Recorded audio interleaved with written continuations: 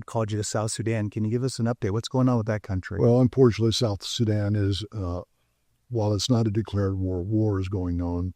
The chaplains in the Nuba Mountains are in heavy combat. About 3 weeks ago, Michael started sending me video, and Michael's my senior chaplain. And,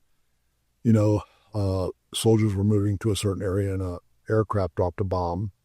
And, people were literally blown in half. And one of the young men that I have known since he was probably a teenage boy, his name was Samson Ohidi. And his name was, we all called him Ohidi, but Samson was strong like that.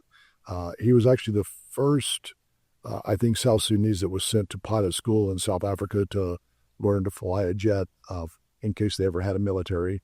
But mostly he flew commercial or humanitarian aid. And recently they were flying into the Darfur region, and he took in, from what I understand, some Canadians, some people from United Arab Emirates.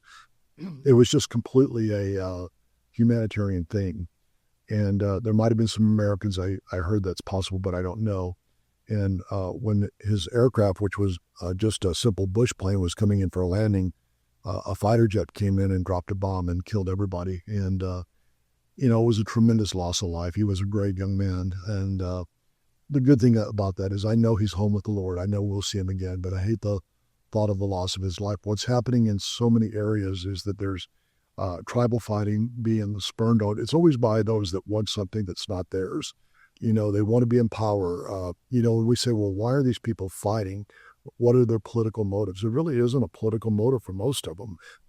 There are a few, but for most of them, they just want money, or they want possessions, or they want something that doesn't belong to them, and they're willing to kill to get it. There's a real lack of respect for human life. It was probably 2 years ago. I'd headed up to the Capitol to see one of the commanding generals. He's one of my closest friends. I'd led him to Christ over 20 years ago. He's one of the top generals in the South Sudan Army, and I was the best man in his wedding, and Vicky was the maid of honor. And he's been to my house in America. I've taken him to doctors. We're very close.